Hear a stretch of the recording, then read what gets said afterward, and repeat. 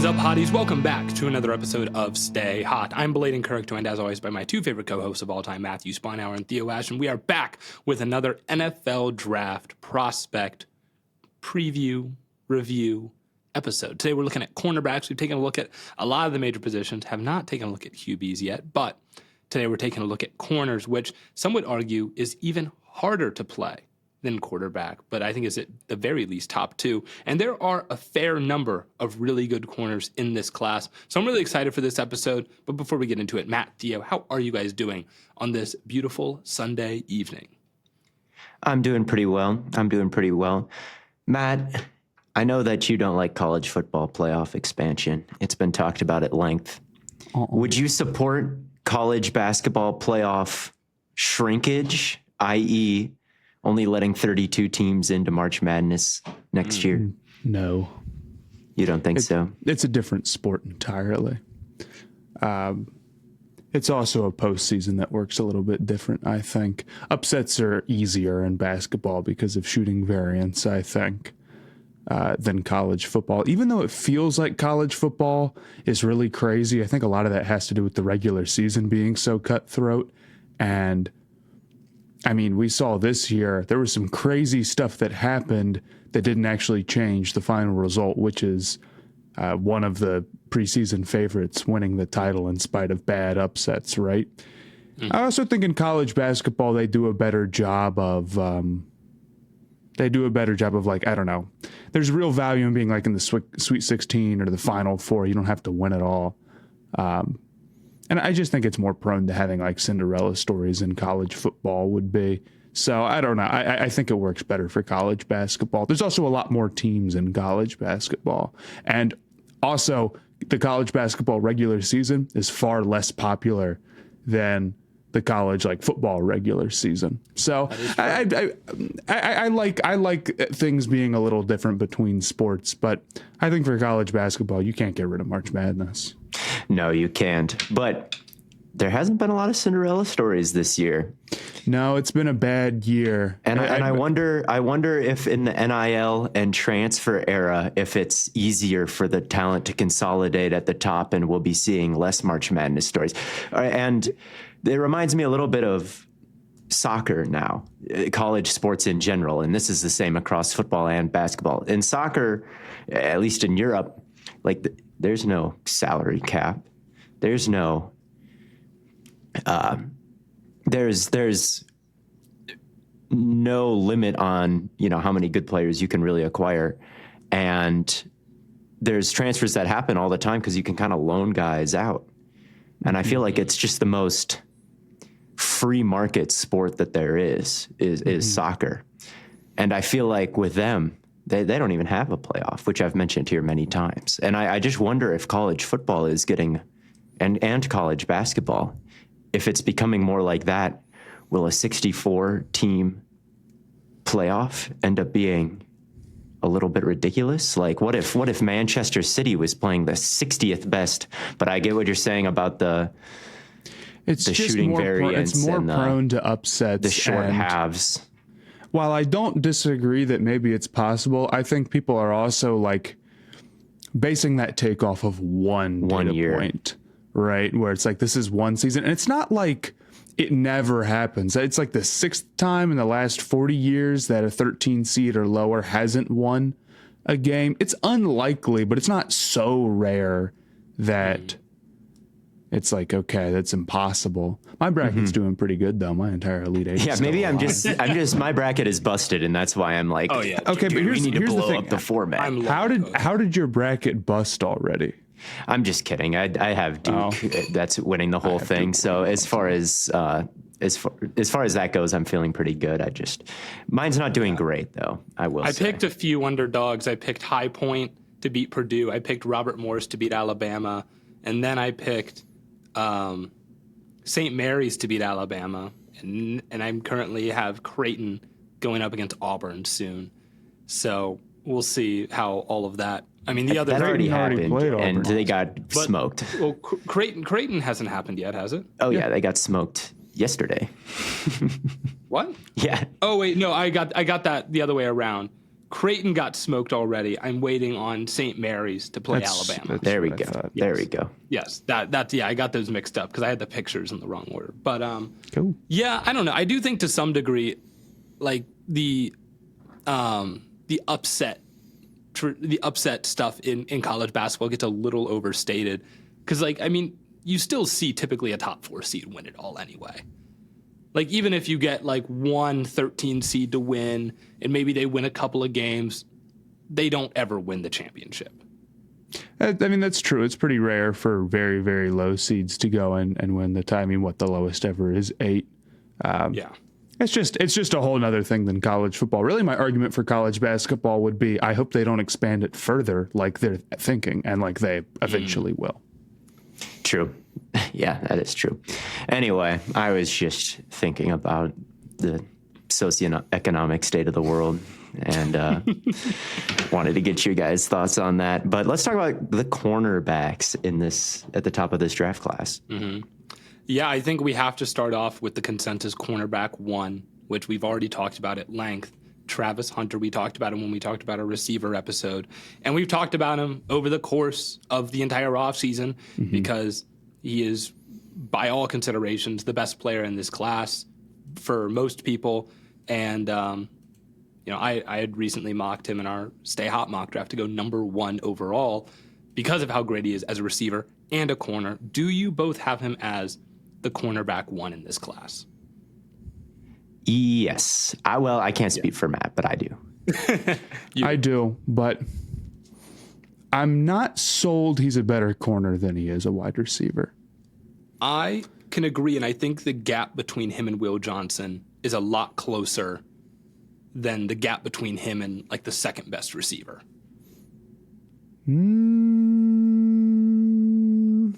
I don't know. I'm not that high You don't on know Will about Johnson. that? I like Will Johnson a pretty good amount. We'll talk about Will Johnson because I like a lot of his stuff too. But yes, I think with Hunter, I mean, we know why we like him. He's an incredible athlete. His acceleration is like as good as anybody's. It's so easy for him to get up to top speed, and his top speed is so good that even when he loses, it's just so easy for him to get back into any play, right? On top of that, like his ball skills are great for a wide receiver, and he's a cornerback. So it would be no stretch to say that day one he would have among the best ball skills of any defensive player in the NFL. That's no stretch. And I think he's got like pretty good feel for the position as well. There's a lot of times where he seems to know what's coming his way before it plays out in front of him. His anticipation's really solid. Like sometimes I'm like, how did he just was moving the direction and was already turned the way that he knew the route was going to go, which he gets burned on maybe every once in a while, but for the most part, like he's pretty good at that stuff. However, I do think sometimes when receivers can cross his face, him swiveling back around with his hips can be a little tough for him at times, and he can take an extra step to get back there or to get back to where he needs to be and head in the right direction. Now, he's so fast, it oftentimes doesn't matter, but that game against Stanford, you saw a couple of times where that happened to him. He's not a perfect player. And I also think sometimes if he can get a little bit out physical, especially in like run support. I didn't view him as a particularly great run support cornerback compared to some of the other guys on this list, which I kind of think overall this class is like, there's a lot of guys where I'm like, this guy's particularly good in run support, or like particularly willing to get downhill. Hunter to me wasn't that, which isn't the biggest deal in the world. Nobody's drafting Hunter for that reason, but it's definitely worth noting. Yeah. I mean, I think the first thing that I noticed was his overall effort level. For a guy that's playing both ways, I mean, this is the big question, like we talked about before. It's like, well, are you concerned about him playing both ways at the NFL level? I very rarely see guys that play one side of the ball give as much effort as Travis Hunter does on both sides of the ball in a single game. It's honestly very, very insane to see. Game against Kansas is a great example. I mean, he goes absolutely off on both sides of the ball. They end up losing that game because Shador like refuses to target him one-on-one on the final drive, and that pissed me off. But regardless, yeah, I mean, I think his coverage technique is absolutely phenomenal. He mirrors his wide receivers' releases very nicely. And I kind of feel like he tries to set receivers up a little bit.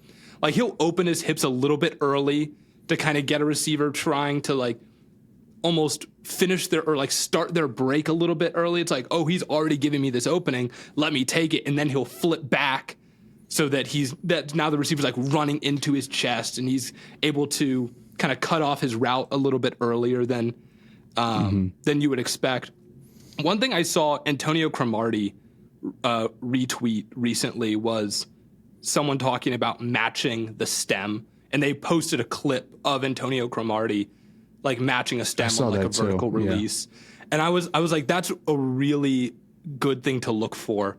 It just feels like there's a lot of corners where like they just sit and they let a receiver like close the gap to them, and then when they break, they're out of position because of that. But I feel like Hunter doesn't really do that. I feel like he does a really good job of like following receivers as they're coming out. He opens his hips at the right time. He stays in his back pedal for a good amount of time, and then he's able to break on it when he needs to. I really like him a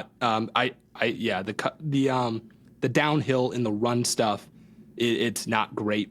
I've seen him get absolutely blown out of the play by blockers, even guys that aren't necessarily absolutely. Yeah. Again, it's not the biggest deal in the world. The other thing that I want to say about him that I really love, I don't know how many guys are going to be better than him at undercutting, like in-breaking routes and making a play on the ball.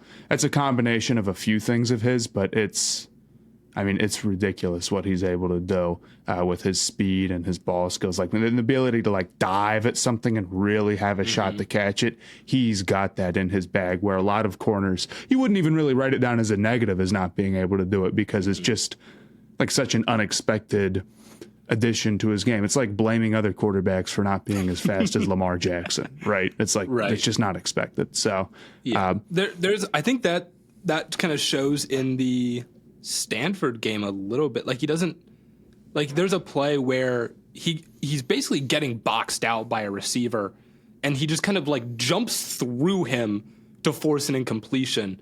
And I'm just like, there's no one else doing this. And that's one of the big things about him. He's physical at the catch point. I don't think he's physical in run support at all, but he's physical at the catch point. Yes. Yep. You guys said it all. I agree with everything. Even Matt saying that he should maybe major in offense. I didn't go into the draft process thinking that. I thought the opposite. I now kind of agree with you, because I think he's got an offensive player's mentality. Like, I just think he'd rather be playing offense and catching touchdowns, and he's got the best hands like ever, like we discussed. Well, wouldn't you want that player playing wide receiver instead of corner? This is exactly what I was thinking. Here's what I thought about. His best ability is his ball skills. They're unbelievable. Do you want the other team determining how often he gets to show that off, or do you want to determine how much he shows that off? Of course, ultimately, the thing about Travis Hunter is, like, people have, well, where do you play him at? You play him at, like we said, you play him at both and you see what happens. It's not going to be like some teams like, sorry, he's a wide receiver and we're never going to see what he can do on defense. Or sorry, he's a corner. Like, you're not going to do that, man. So that would be stupid. And he's probably going to go to some team that's like not even playoff competitive next year. So I don't see any reason not to experiment and see what all he can do. But I would be very disappointed if he wasn't on offense a lot. I like him a lot as a corner. I mean, he's my cornerback one, but yeah, I think I want to see him on offense a lot. Yeah. I will say, though, for a guy who is as good as a receiver as he is, for a guy with as great of ball skills as he is, I don't see him selling out for interceptions a lot, which is really good. Like, you don't see him like sitting under go routes. Like, he's great at just like hand on the hip, and I'm just gonna go step for step with this guy, and they're just not gonna throw it at me. And if they do, then I'm gonna like put a hand up and bat it down. Like, he's not. He just like, doesn't need to work things. to position himself that much to have a shot at the ball. Yeah. I think that's what it comes down to. He doesn't need to have it where, like, you know, he can just go make a clean catch and come down with it. I mean, if his hands are in the area, he's got a serious shot at it. So Hunter would be a unique weapon on the defensive end. Even compared to, and some of these other guys, what we're going to talk about, I think are also like going to be weapons in certain ways. But Hunter, I just feel like there's not going to be a lot of guys like him. And yeah, he's my prospect one. Yeah, for me as well. And he's a great corner too. I think he should major in offense, but like you said, Blaiden, and you said, Matt, the speed, the intelligence. I'd like to see him playing more zone than man if he's playing both. Definitely, like chasing guys around all game just sounds like it would get too tiring. And I think he understands the route. He's doing it now. I know he is doing it now, and it's a lot of snaps, and it's more physical at the next level, and that does take some stamina out of And you. I think his routes in the NFL level would be farther down the field too. Like, I think there'd be more goes and long digs and like he kind of runs a lot of slants and screens, and the ball is out quick on a lot of plays. You know, maybe that's part of it too, is like, if he's running with a lot of receivers down the field on one possession, they might be like, okay, we're not going to ask you to run. I mean, if he were to just play man corner and then you'd run like deep routes with him, like you'd prefer. I mean, he could be setting records that are untrackable, but like records of like how much one guy has traveled during the play in a single game. You know, I mean, it would be that type of. And coaches would try to do that to him if he was in man. If he's playing both and playing a bunch of man, they'd be like, let's make this guy run so much, like with the routes that we run at him, and just see if he can survive into the fourth quarter. NFL history, I would like him playing more zone for that reason, where he might just be kind of chilling in the flats, looking to jump things, or whatever it is, or whatever the zone may be. Mm-hmm. Yeah, and I think he's great at both. I think he could do both just Definitely fine. The next guy, the consensus number 2, and I honestly think it's kind of a 1A, 1B situation for me. I love Will Johnson so much, and Theo, you're being like, no. I love some things about Will Johnson. So I'll say there's only one thing that I really don't love about him, and it's that he plays a lot of off coverage. Like, I rarely see him close to the line of scrimmage, and I think that's a little bit concerning, but I think he is so great out of his break. Like, his T-step and his reaction to get downhill to close on a route is second to maybe only Travis Hunter, and it might be better. Like, his closing speed on routes is phenomenal. I mentioned earlier with the matching the stem thing, he does it as good as anyone, just as good as Travis Hunter, in my opinion. His squeeze on go routes is phenomenal. The only receiver that I've seen really give him hell is Marvin Harrison Jr., and even then, I think they kind of went band for band. Will Johnson had a great break on a slant route that he ended up intercepting, and then he got sauced really bad on like a route that a hitch route. He spun back out, so I was like, oh shit, he got cooked. Was he in coverage when Marv caught the one where he got tackled as he caught it? Yes. Yeah. That was my favorite Marv catch. That was a tough game, but like, it was a battle. Like, he forced a couple incompletions. He had an interception. Marv really cooked him sometimes, but like, they were kind of going band for band. But that's the only receiver that I've really seen give him buckets. Fresno State was giving him buckets big time. I didn't watch the Fresno State game. Fresno State was giving him buckets. Torrey Holton out of Colorado State got him real bad. The issue that I have with Will Johnson, and I don't disagree with a lot of what you said, the long speed and the recovery speed is bad. It's really bad. If he gets got on like a go route, he is not getting himself back into the play. And I think when he gets cooked, it can cost more than it would with other receivers. Now, a lot of times when a receiver gets cooked, it's like, and then they pass interference or it's like they can't really turn their head to make a play on the ball. But with Johnson, it's like a lot of times he just gets taken out of the play in that circumstance. Now, he's very technically sound, and that doesn't always happen, Right. and his squeeze is good. Like, he's good at a lot of those things, but I don't think, like, his man-to-man numbers were particularly good, what he played last year. And I think No, and that's... I would be shocked if he even, like, if he recorded more man than zone snaps. I mean, again, he's lining up like 7 to 10 yards off almost every play. I'm guessing because of the long speed issues. But I think his fundamentals as a corner are just so good. Like, his footwork is so sound. His, like, timing on when he's breaking on routes is, like, perfect. I agree. But now him coming downhill, he's very dangerous downhill. He's the type of guy who weighs over 200 pounds, which isn't a given in this corner class. And he's really, really physical. He's a type of guy where he's got good feel for run support and can really, like, knife through and even make a play in the backfield in a way where a lot of other corners, you're just satisfied if they try, or you're satisfied if they don't get bowled over by a wide receiver because they don't care or whatever. With Johnson, it's like he's legitimately a weapon. And the being good downhill and the being able to read and react to stuff that extends to coverage as well. A lot of his best plays were him jumping routes or him making breaks on balls like that. Like, he didn't have the best game against Fresno State, but he did seal it with a pick six. He jumped a flat or whatever. A screen, and took it to the house. So he's really good at what he's good at, but I can't have him in Travis Hunter conversations just from a athleticism standpoint. I think that's fair. The thing that really, like, stood out to me is against Alabama, I don't think he lost a single coverage rep in 2023. And then against Texas this year, they did not throw his way one time. They got him on a double move, though, but you're right about that. Yeah. I think they did. No, yeah. I agree. I think I remember, there's a play where someone does get open downfield, but I can't remember if it was... It's Bond. I was trying to figure out whose fault it was, if they were in zone or man. It might have been Will Johnson, but I could be wrong. No, he didn't get beat much in that Texas game. I didn't think he was bad, but there are other corners that I like more than him because of the speed that Matt's talking about, and I think he's a gambler.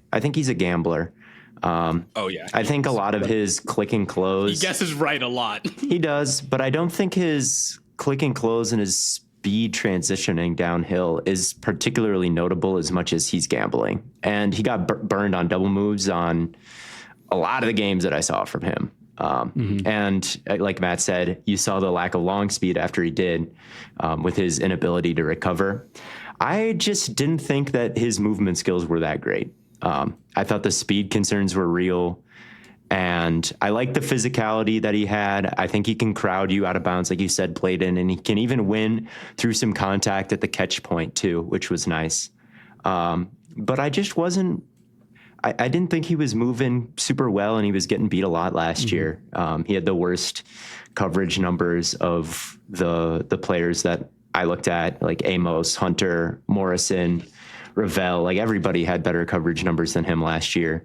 And like, I just couldn't write off the times he was getting beat. Like, I really did think that it had something to do with the fact that he was looking a little slow out there.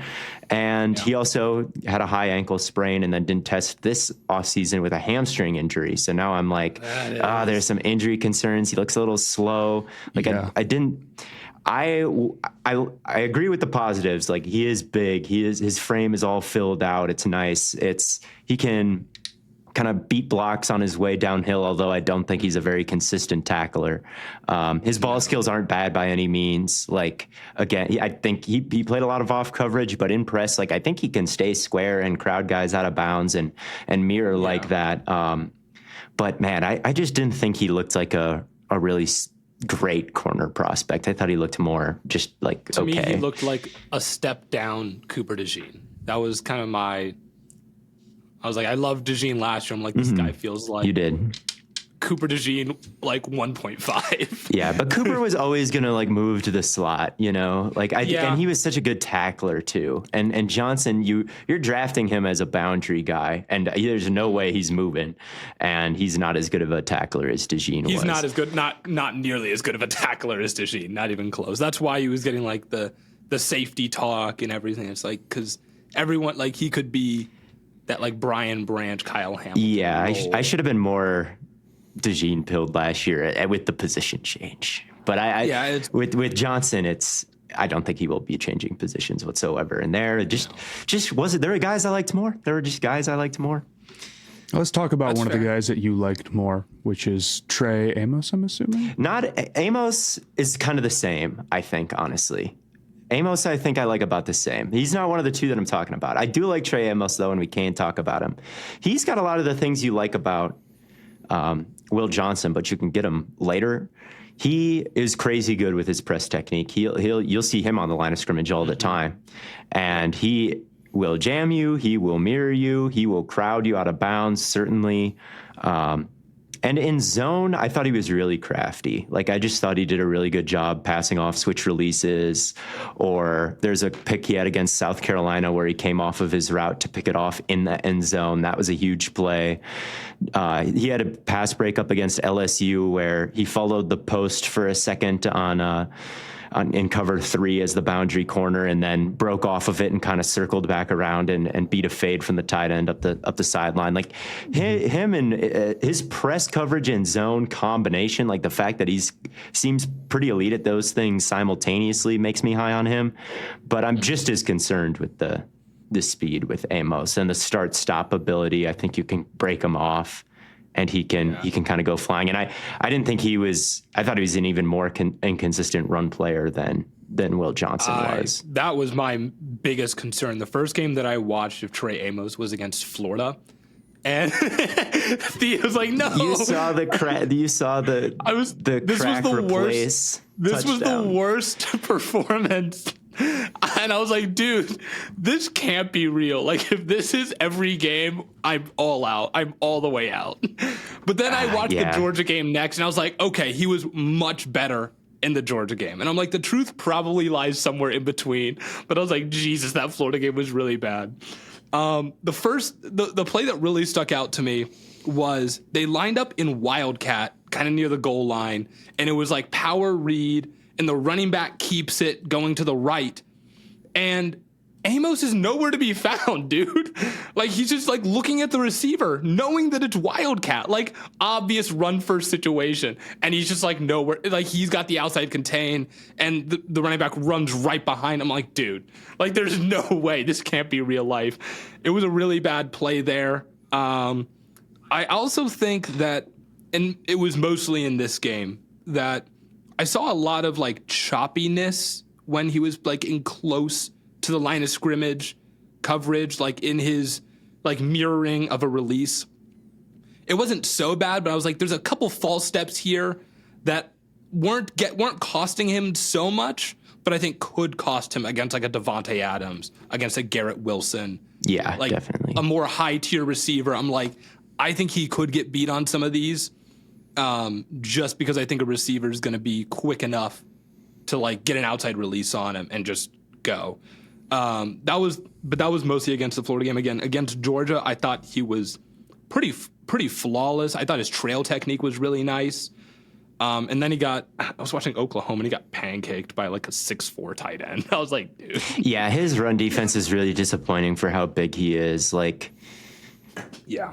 It's a shame. It's a shame. But I still like him. I still like the way he just seems to kind of fly above the field in zone and just has such a good idea of where all the routes are coming from. And when he doesn't have work, he like flies to try to rob any posts from the backside, which I don't know if he ever actually caught anything on those, but I just enjoyed that he was always kind of close once. He got really close. He was always looking for work, and he was just so crafty. And then with the press technique and the length to contest at the catch point. And I didn't think he was a bad athlete. Like he seemed almost inconsistent, because some plays I was like, oh, this is really good. Like he'd chase an in-breaker and he'd make up the ground and he'd break it up. Like, that's hard to do, and I saw him do it. I was like, I don't know if I ever saw it. Maybe Will Johnson did it at some point, but I didn't see it. But then other plays, like, he really is like they're running a comeback route and he just doesn't even come close to like flipping his hips and ever driving on it. And I'm like, can he change it? But then other times he does. So I was a little bit, and then he ran a 4.4 at the combine. I was like, wow, that's a lot faster than I kind of thought his long speed was. I didn't think he was that slow, honestly. I didn't think he was, well, he ran a 4.4, so he's not that slow. It was more the start stop that concerned me a little bit more. You need that like 3 cone and that shuttle drill.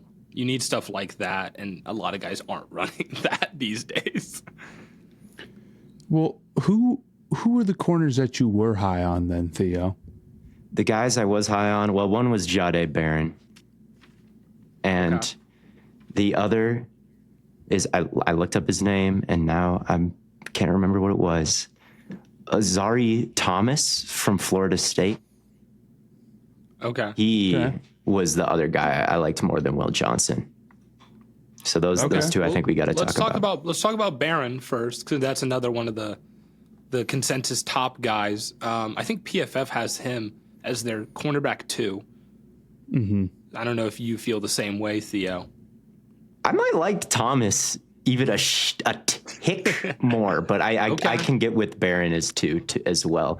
He's more of a nickel guy, and Thomas is on the outside. But I think nickel's a pretty premium position, and if you can really get good at that spot, I don't see how it's any different than getting good at outside corner or safety or linebacker or anything else. Like they're out there all the time if you have a good one. Like plenty of teams major in nickel, and with Barron, if you had him, that's what I would do. I mean, he's a very skilled tackler, I think.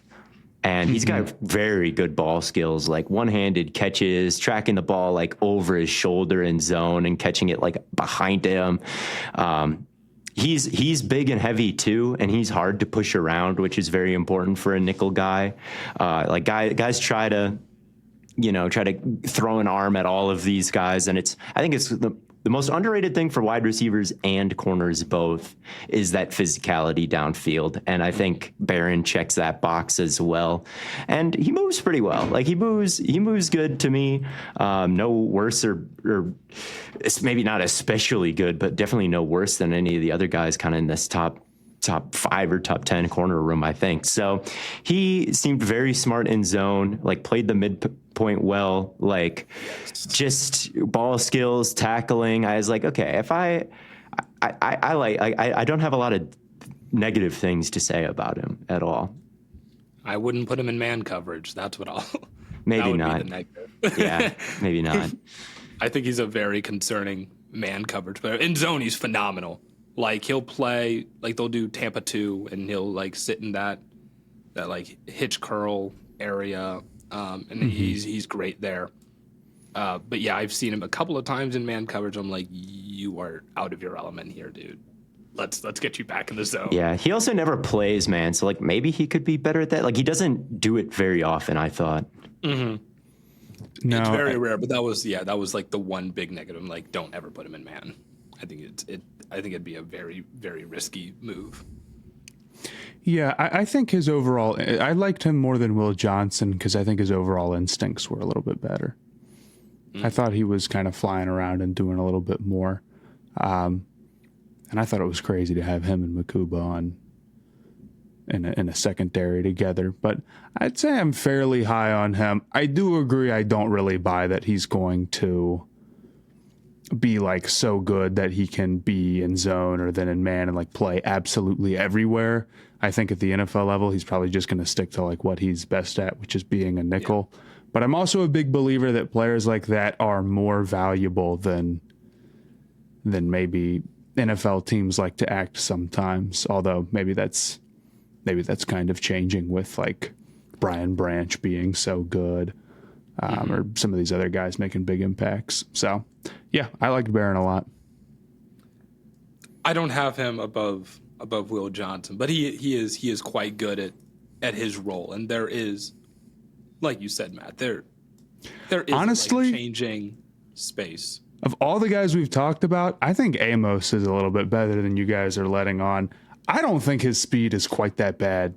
I actually thought that he was fairly fast enough, and I think there's a real chance that he ends up being sort of more an on an island guy than maybe Johnson or Barron, although I might still have Johnson and Barron above them because I feel like their role is a little bit easier to project here, like what they can do, but you know what I mean. But I like Amos. I'm higher on him. I think he's we're not done with every position yet. I think he's a first round pick though. I don't know if there's 32 prospects I like more than him. I can get behind that. I definitely think, weirdly, Amos, I would actually rather just have and I would be fine putting him on an island because of this, just in straight press man, all the time. I would avoid putting him in off coverage because I feel like that's where he struggled more. Because I think he's one of those guys that'll kind of let a receiver come to him, but if he's at the line of scrimmage, he's not afraid to get physical with you. He's not afraid to kind of he's I think again, Matt, like you said, Matt, I think he's perfectly fine to kind of run with a lot of guys. So I would be fine putting him on an island press man most of the time. Yeah, I like him. I still do. No, I mocked him. You said you hated him. I mocked him to the Commanders in the first round last episode, and I still kind of feel that way. I just watched more of Thomas and decided I liked him more. That's the only thing I would change. That may be the thing that bumps Amos down a little bit more for me, having watched all the corners now. Is just man, there's some other good guys that I didn't quite give the credit to. But Amos is also in that tier for me. I totally think that he can be a good starting outside corner, and that's a high grade. I think I'm stingy saying that, but Amos can do it. Yeah. Amos can do it. I like Amos. How do you guys feel about Maxwell Hairston? 4.28 40-yard dash, 99 percentile speed. Do you think it shows up on tape? I thought it did. Mm-hmm. He can really fly in the open field. There was one play where he chased a motion to the flat, and then the guy caught it, and Hairston chasing that looked like 4.2. There were some plays down the field where I think he was maybe in cover 3, and it's a post, and he had to go run and close it down, and was that looks like 4.3. I definitely felt like I saw the speed and the swiftness that were billed by the combine on his tape, certainly. I think he's an explosive athlete, but not a twitchy one, if that makes sense. I didn't love his footwork, but I agree with you. I think the speed to close on things can be really good. And he also jumped out of the building too, I'm pretty sure. But yeah, I was just he feels like he's kind of rounding his breaks a little bit. He feels like he has to break down to close on a curl.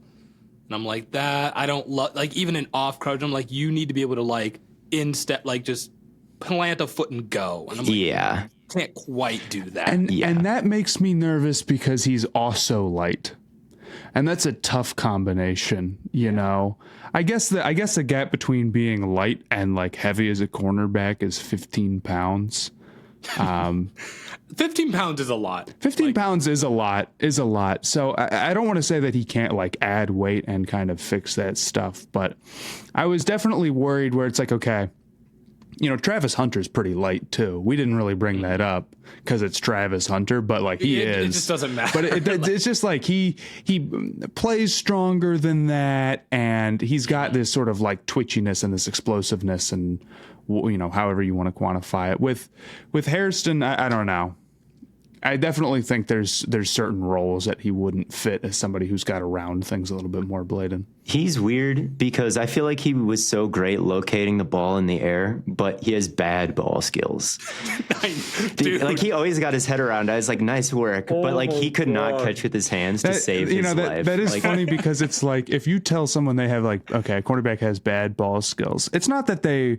It's you would assume it starts with the locating. That's the hard part. But the catching, you feel is no. He has to. He has a net that goes from his shoulders to his wrists that isn't that long. He needs to There's one play that he had where I was oh man, he can just body catch. There's just one pick that he had that was wide open, it overthrew, and he caught it in his pick six. He caught it in his chest. And I was like, okay, so he can't catch with his hands. That's fine. And then there was another pick that he had where he reached out and he hit it with his hands, but he didn't catch it. It bounced forward, and then he secured it underhand. I was like, there you go. Bat it to yourself and catch it that way. There's a pass that he literally, like, beautiful, like, awareness recognition. I think he's playing the flats, drops to get an interception on this route behind him. I'm like, awesome. I was so excited. This should have been the easiest pick six of his life. I'm like, no one's catching a 4.28 in the open field with the ball in his hands. No one. And it goes right through his hands. I'm like, dude. He did have 130 interception return yards and 2 touchdowns in 2023. So watch out when he does get the ball in his hands. He just might have a little bit more trouble corralling it than some of the other players. I actually know he should play running back. Putting it running back. He's also a terrible run defender. Like, he would come downhill and try to set the edge, and like he'd just get juked to the inside like every time. I was like, bro, come on now, please tackle. There was a play where someone had like the running back's ankles wrapped up, and he somehow still got juked out. I was like, I'll have to see if I can find that play, because it was very funny. I was like, how did that? I'm like, he didn't even move. He just moved off to the side and then like tried to drag him down. Like, horrible. He also has. I think he probably just didn't want the smoke on that play. He also has allegations, I've got to say. Like, there's a TikTok that someone posted of a report filed against him and was like, Kentucky did nothing about this. And then she said in the comments that other people had told her about the same experience. But I think he was a minor at the time is what I read. And so it's not like... What year was it? Maybe he was when he was a freshman, probably. I had to guess, if you're 18 in college. And so, anyway, that's what she's talking about in the video. There's really not much information about it online, and maybe that's why. Is it just happened when you're just too young to get properly arrested, or not that? Like March of 2021. But at any rate, it is something worth saying with him is that video does exist, and yeah. So he would have been like 17 turning 18 in a few months. Yeah, maybe that's when. I don't know. Like, obviously there's not like a ton of details out there, but that video does exist. So okay. Interesting. There is that. Well, there's always something, isn't there? Unfortunately, a lot of the times there is. But we know he ran a 4.28, so in the NFL they probably won't care. Like, unfortunately, they don't have a very good track record of caring. But also, no, they don't. I mean, I feel, they'll probably have like some sort of, like, there's probably already like GMs or executives having investigations, and they'll like let them know like if there's actually something to be worried about. You would think, but maybe not. The coaches probably like, I don't know. I don't know if I'd trust the coaches to be like, oh yes, there's something to be worried about. Like, if they don't know either. Like, it's all those situations are just so. Yeah. It's so hard to get any kind of punishment or accountability, or I'm looking for a different word, but at any rate. I know what you mean. Another one of the, I guess, consensus top guys, I think, is Shavon Revel. I don't know if I pronounced that right. Out of Eastern Carolina. What do you guys think of him? 6'3". I'm not a very big fan of him. I don't think he's like a great prototype athlete. He's fast and he's tall, so it feels like it doesn't make any sense. But like, he's tall and very leggy, and because of that, he has a very high center of gravity, and it's really hard for him on some big breaks. And I just don't think that's something that you can fix. I just think that's like the reality that he's going to have to deal with. And I mean, you can see even against lower level competition, when they're like, breaking back on like a hitch or a comeback or a curl or like whatever, like it takes, there's a lot of like little steps that he's got to take to come and break back on that. Now he's got some good range and, he's got great length, and that combination of things can make it like really easy for him to bait guys in certain circumstances.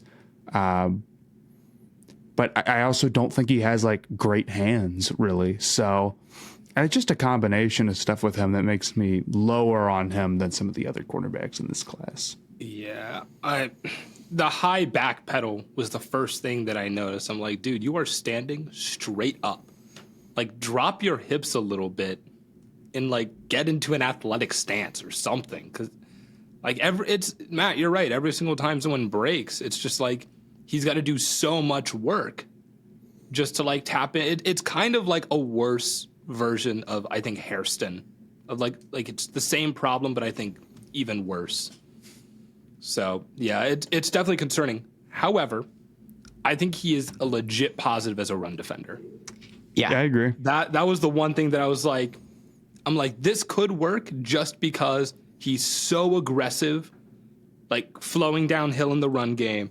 And he's a really, like, strong, aggressive tackler. So I'm like, that could work out. Like, an NFL team will probably see that and be like, we can find a role just based on this, even if it's not, like, boundary corner. He's also fun in zone coverage, I think. Like, his gambling tendencies can get him into some trouble, but they also can result in some very cool highlight plays because he's got the leaping ability and the length, and he's a tough guy to throw over. So when he's baiting you and when he's, when it's kind of a maybe, should I throw it or not? Those are when turnovers can happen. And I agree. He dropped some brutal picks, but he also has decent production on the ball when he starts. And he's an interesting player because of the physicality. You talked about Blaiden, and he can crowd you and squeeze you off your path in man coverage. And he can bait you and pick you off in zone and kind of be in some places you don't expect. So he intrigues me, but I definitely agree that he is the worst at breaking on the football, and his change of direction is the most concerning. I mean, his torso is so incredibly short and his legs are so incredibly long. Like, you just don't see that specific body in the NFL like going off very often. Like, perhaps for a reason. His center of gravity is very high, and in man, guys can run past him, and in zone, it's fun when it works, but it's also not fun when it doesn't work and he's not in position. I know what it's like to have that short torso, long leg combo. It can be tough to. And you've got no chance at the NFL. So that's what I'm saying, dude. If I don't have a chance, then it doesn't bode well.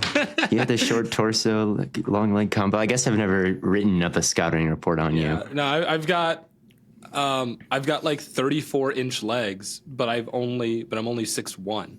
It's probably awesome in track. Yeah, it's pretty good in track, but it's just like, man. I'm 32. Track. Yeah, no, I was out playing flag football with some guys yesterday afternoon, and at one point someone threw an interception. I'm like chasing him down, and I really opened up my stride to like try and catch this dude, and everyone was like, Blaiden, I didn't realize you had like 5-foot stride lengths. Like, why are your strides so long? And I'm like, I ran track, man. I don't know. I'm a strider. It's how I run. When I really Terrell need to Pryor go, that's have what long I do. legs? I remember Terrell Pryor used to get first downs in like 3 steps. He was special. I don't know. Did he have long He was legs? special. I don't know, but I'm looking at pictures. I feel like he did, but it's hard to. Well, this is the thing. I'm recalling. These are scouting reports from my memory as like a 9-year-old. So I think he did. I think he did, but his torso's not as short as Revel's is. Because he was No, like well, that's 6'4". he's all legs. I will say one moment of zone that I really did not like from Revel, even though better zone player than man player probably. They were in Tampa 2, and he was playing the flats, and somehow he bit so hard inside on a route where he had help on. This is the Michigan game. If it's not, you're describing a play that happened versus Michigan. But he like gave up this like, yes, it was the Michigan game because it was 2023. It was JJ McCarthy, and JJ open and hits this out route, and I'm like, wait a second, how is this so open? They're in Tampa too. Yeah, and I look back, and he's nowhere to be found. He's like biting on this like hitch route from the slot, and I'm like, you have a guy right there. Yes. What were you thinking? Yes, the linebacker is like in perfect position guarding it, and he's like running with all of his might to like take away this inbreaker. It's like, bro, that's not your guy.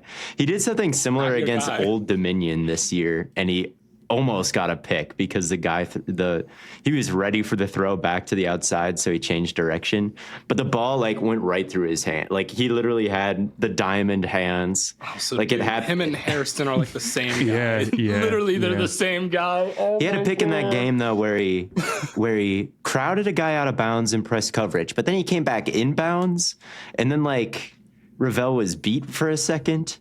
And then he recovered, though, and he looked back for the ball, and he made like a really good that happened multiple times. Catch.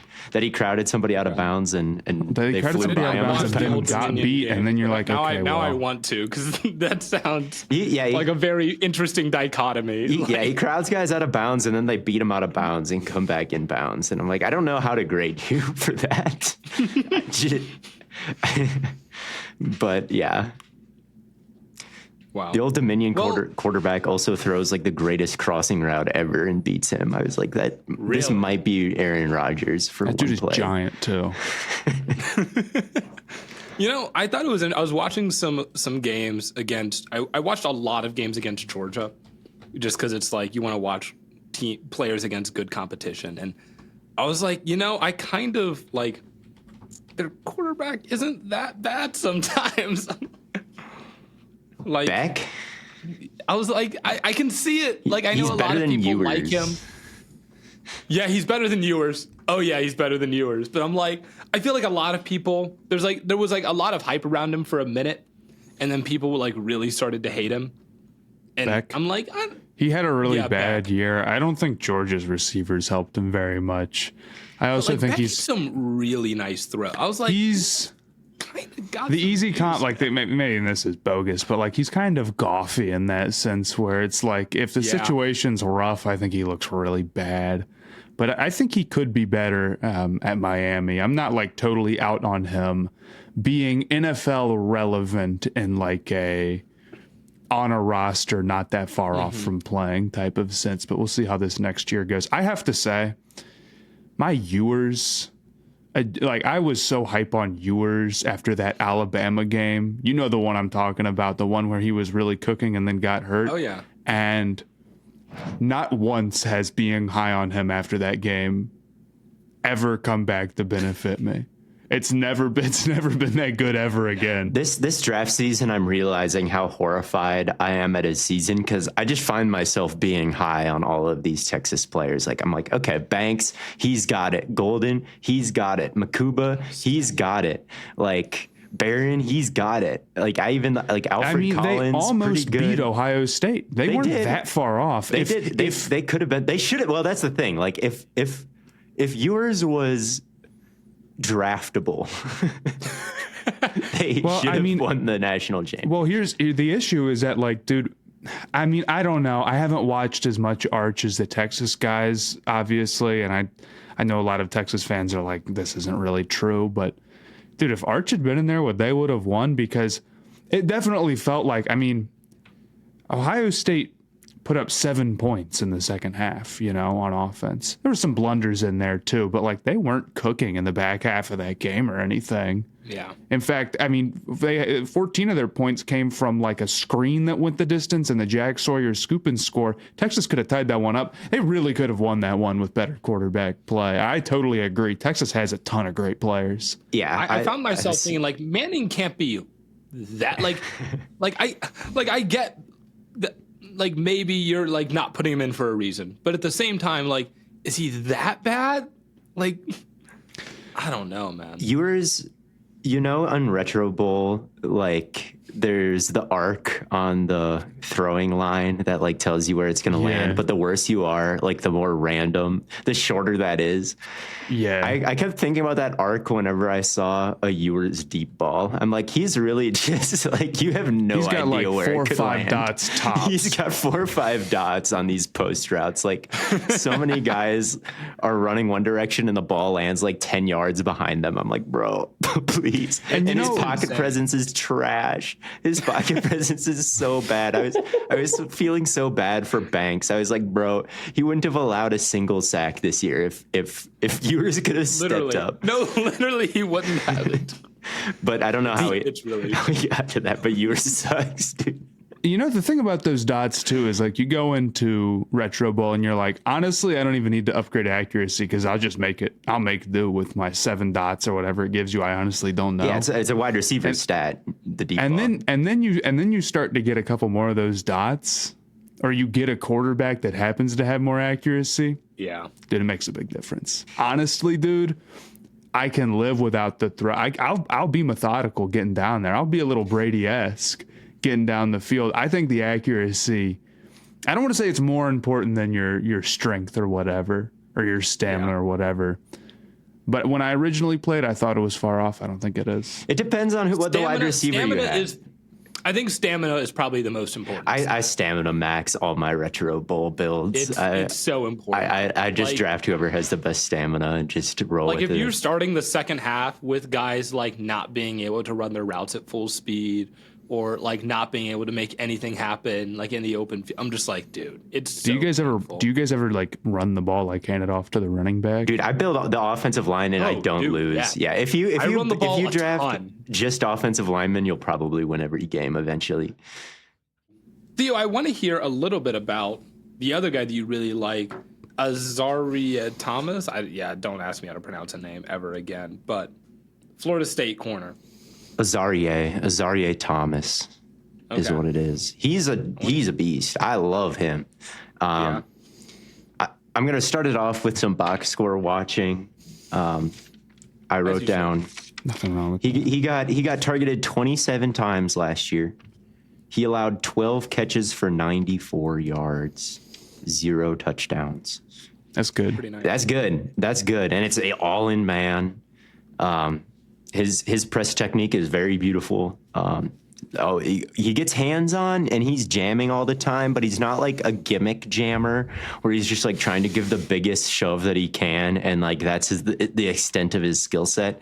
Like he'll cancel the jam if the wide receiver tries to move earlier than he expects, and he's really fluid too. He's a big, long guy and he's strong, but I think he really surprised me with his fluidity. I thought he was quicker than everybody else outside of like Hunter and some guys later in the class with his like he has the ability to really T-step and like kind of get in his foot into the ground like horizontally and really drive on some underneath passes without a lot of wasted movement or false steps whatsoever, which surprised me with his speed. And I thought his hips were really loose and fluid, and I thought he's the youngest player in the draft almost. I think he's like 5th or 6th. He'll turn 21 in a couple months, it looks like. Yeah. So he's got the size, he's got the speed, he's got the ability to change direction, he's got the loose hips, he's got the technique, he's got the numbers this year, and he's still so young that I can kind of forgive some of the stuff that he's bad at, which is like sometimes he's confused, or he's just trying to do too much, like distributing routes in zone. Like he just like runs a little bit too far one way and then is like, I shouldn't have done that. And he kind of doubles back, or he kind of flips his hips almost willy-nilly, like from left to right to left. It's like, okay, everyone will be better off with quieter film than what he's got, where he's just a little bit more consistent and composed and like, but because he's so young, I'm like, I don't really think that it has to be that way over the course of his whole career. And when he's got this kind of production and this kind of just skills and he's so young, like I had him as my CB2 in the class. Like I thought he was the archetype of a great player. This is crazy. So he is somehow like turning 21 in June. July. Also, July even. July. And he was at the Senior Bowl. 6th. I'm seeing June 6th. Oh, maybe I'm wrong. One of us is wrong. I don't know. Maybe. I don't know. I'm seeing July 6th. Oh, okay. All right, I lose. I put it on. But also, he's played 3 seasons at corner. Yeah, he was at the Senior Bowl. He's a 20-year-old senior. Like, what? How is that possible? I don't know how it's possible. That's literally what I'm like. It's Was he literally a 16-year-old freshman? He must have been. He was. I don't know, but it seems like best case scenario to me. It's like he's played a good amount of football and he's like the youngest player in the class. Well, I'm like, this is funny awesome. because there's a corner that's the opposite of that. It's Iowa's Darian Porter. Porter is the opposite of that. And where he's been in college 24 years 6 old and he hasn't played at all. Yeah, he's cool too. I kind of liked his film too. I'm He's like 6'4", and he's really smooth for 6'4". This is why he's like, it's like, okay, well, how could a guy who's 24 and has hardly played be like a serious prospect? Well, Dude, he was a rotational corner. Well. I was disgusted watching the film. Like all of a sudden he just disappears. I'm like, where'd our guy go? And like there's just a drive where he's not on the field. I'm like, oh, Iowa State. He's your best guy. He was cooking. He can because he's a wide receiver convert, right? I didn't check. I watched it right before we started recording, and I was like, this guy is good. Okay, he has probably the worst run support of maybe any player. I mean, like it was bad. I just don't think it's natural to him to get downhill. And we have been like, run support's only so much because like, Deion Sanders was famously not some great run support guy. So it's like, we're trying to find guys schemes who that can matters. cover. If you run a bunch of man, it doesn't matter so much. If you run a bunch of cover 2, it does matter a lot. Right. And he ran a 4.3. I know his we combine don't care is about crazy. Combine times. His film isn't so bad though. It isn't. It isn't. He's got good ball skills. There was a play where he kind of like sunk in zone and then read what the quarterback was going to do and then like sunk back and made the play. I was like, all right.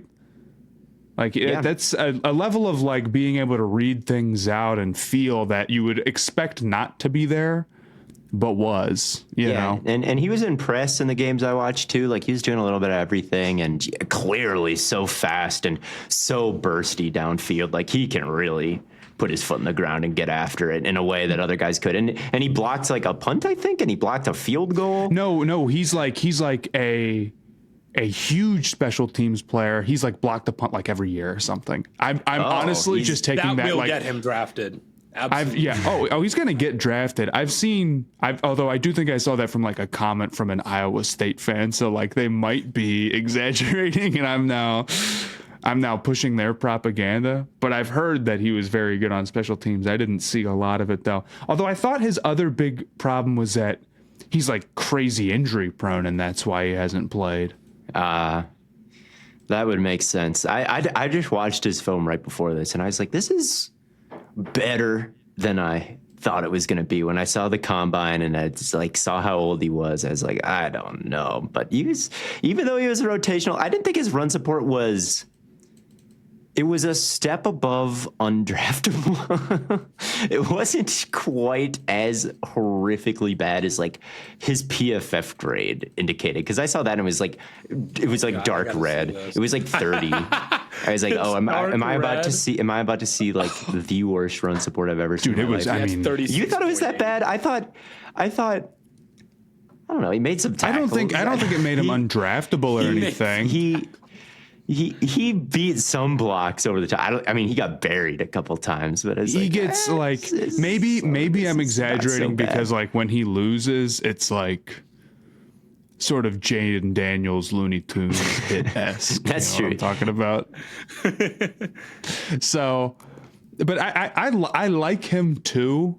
I liked him more than Hairston as like if we're drafting a. I can get down with that. I did not watch Porter, so I will have to. He's kind of interesting. He also has some issues with. Minutes. He was also had some issues getting pushed around downfield, I thought. It wasn't just in run support where the lack of contact balance came to show. So he was interesting, though. Did you guys watch any Benjamin Morrison? That was the other guy that I did watch. Another young guy, 21 years old. I kind of liked him a decent amount. Like, I don't know how I feel about him entirely, because I love that he plays, like, you look at the Notre Dame defense when they line up, and you see a lot, like, most of the time they've got the, one corner's playing like 5 yards off. They got an apex guy playing like 7 yards off. And then you look at the other side on an island, Benjamin Morrison all by himself in press man coverage. And I'm like, oh, hell yes, this rocks. But then also, like, he doesn't follow the wide receiver one against Ohio State. He wasn't following Marv in 2023 the whole game. And I thought that was weird. Like, you're going to have a guy lined up, exclusively one guy lined up in press man, but you don't tell him to just follow the best player the whole game. But then Marv did cook him a couple of times. He cooked him on a slant real bad. And I like his footwork a good amount, but he just like caught him out of rhythm, just like with like an odd timed route. And I think that's kind of what gets him, is like everything for him is like timing and anticipation. And Marv ran this like kind of odd timed slant route, and it totally threw Morrison. Yeah, he can get beat off the line and press. He does it a lot, and so I would deem him as inconsistent instead of bad, because there's a lot of good reps where he's in press, but he definitely got surprised more than I'd like to see. And I didn't think he was like a crazy athlete either when it came to like hip fluidity. And there was some times where there'd be an end breaker and he'd sort of have to bubble out from it a little bit and then work his way back, I thought. Exactly, yeah. And again, the most common like athletic thing that you'll see a corner do is like they're in off coverage and a slant or a hitch gets run, and you just see how fast they can try to work to cut it off. And wasted steps there are kind of a big deal. And I think a lot of these, like none of these guys are crazy electric, I think, doing that. Besides maybe Hunter and also the Iowa State guy we were just talking about maybe. But I thought with Morrison, he's not the biggest dude, and he can't like crowd people out of bounds or like contest with his length as well as some other people. And he also doesn't have the like crazy fluid cutoff ability. He caught a lot of picks though. He did catch a lot of picks. I do think he's a good player. I like him. I won't lie. Hip surgery does not make me feel great. I think that's pretty worrisome, and it would definitely like move him down my board for me a decent amount. But he was also a guy who I think just off of like from like a skill level. I mean, he was getting first round hype. Yeah, he's got dog in him. He does. He is kind of a dog. I agree. I do like him. I have the concerns, but he's somebody where I'm like, I don't know. It's weird because it's like the last guy that I remember with like massive amounts of hype that got hip surgery was Tua, right? And Tua ended up going like really, really high because people still loved him a lot. But Morrison's been dropping on a lot of boards, and I do wonder if he's becoming a little bit underrated at this point. He did run a 4.39. It's pretty fast. Which is like, it's pretty good. But he has like 26 percentile arm length. What was his 3 cone? I do think the arm length is rough. It's the biggest concern. He's got like 30-inch arms. It's really concerning. His physicality is a weird thing because I think he's got the dog in him, like you guys. He wants to be in the pile. He wants to be physical. He wants to get down there. But he's just not like strong enough to like make that big of an impact. Like there's a play, I can't remember who it was against, where he meets a running back at the goal line and he takes him down, and like the running back doesn't score, but like he's this close, and it's like he met him at like the 2-yard line. The running back fell like inches short of the goal line because he got bulldozed, but he brought the back down with him. And I'm like I I mess with the energy. Like, I'm glad you're like willing to like put your body on the line, but you're just not that guy. And there's just a couple of times where that happens, where he's like, he'll be in the pie, like he will come in and try and lay a hit on somebody, but he's off in the nail. And that's, I'm like, it's tough. It's tough to watch, but like, I love the energy that he plays with. But yeah, it's just like, is he quite a play finisher in that aspect then? Outside of the picks, he's able to do that. So I don't know. I'm kind of split on him, but I think he's just becoming like really underrated at this point, because I see him fall on a lot of boards now. Yeah, I don't know. I would say with where I see him in like mock draft simulators, he's probably a little overrated a bit, but I don't really see him talked about very much, like you said. Right. Like, no one really discusses him or seems to be pounding the table for him. And there are some nice things about him, definitely. So I don't know. I didn't love the film, but I didn't think I could see him sticking around and being like a decent player. Yeah. Cool. Like early day 2, might be okay with. I don't know. Do you guys have like tiers or rankings of these guys to end this episode? I have a rough tier. It was tough to rank. But I'll say at 1 was Travis Hunter and 2 was Will Johnson. 3 where it was like, man, it's really tough. I think I do have like Amos and Barron kind of in the same tier. And then I do think after that I would probably put Morrison and then Hairston and Revel after that. I think that's pretty good. I had Hunter in his own tier. And that's really not just as a corner, honestly. Like I can't separate the corner in him and the wide receiver in him. Like you're getting the player and that's who you're getting. Yes. Like I really think, he's a tier 1 prospect on his own. Like when you say as a corner, as a wide receiver, like every time I watch him as a corner and like they throw it at him, what flashes through my mind is like all the crazy catches he had as a wide receiver. And every time he like runs a route, I think about all the times he's mirrored as a corner. Like it just goes so hand in hand. And I know that like he could play either or both, or who knows exactly what his role will be. So it just, when I say I have Travis Hunter in tier 1, like I really do mean him as a wide receiver as well, and just him as a player, because that's what you're getting. So he is my tier 1.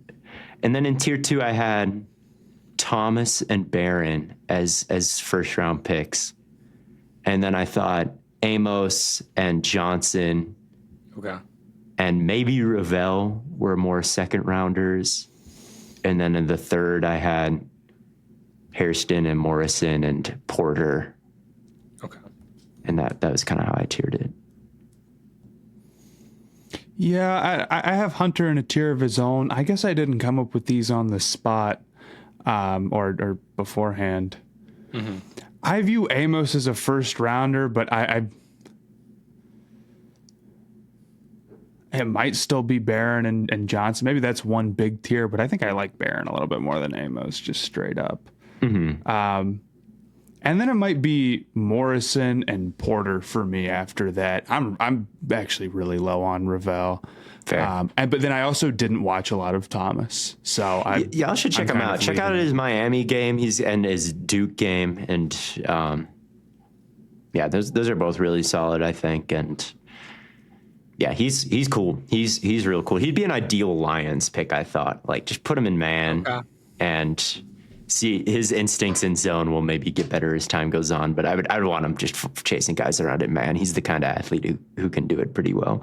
So Theo, did you only have 2 first round grades on these corners? I have Hunter, Thomas, and Barron are the only guys I'd be like kind of psyched about in the first round.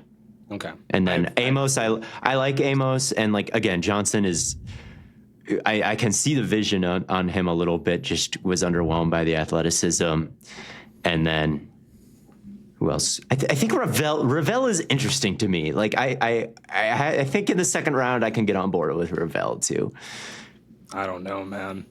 Like I watched some of him, but I didn't watch that Old Dominion game. And based off like what I saw and what I'm hearing you guys say, I'm like, he sounds like a worse version of Hairston. Hairston, So, I think I'd take him before Hairston, even just with the film on the field. Okay. And Morrison. And maybe Porter, because Porter, and I think I would take him above Porter, although I am intrigued. So, yeah, second round. But Fair enough. But that'll do it. We have ranked the corners, and that is definitive. So if a team doesn't take them in the order that we've classified, then they're wrong, and everyone in that building should be fired. But thank you all so much for tuning in to another episode of Stay Hot. We will be back with another episode, later this week, and of course, going forward as we continue through this free agency, off-season, pre-draft cycle. Lots of more content to come your way. And as always, we will catch you on the flippity flop.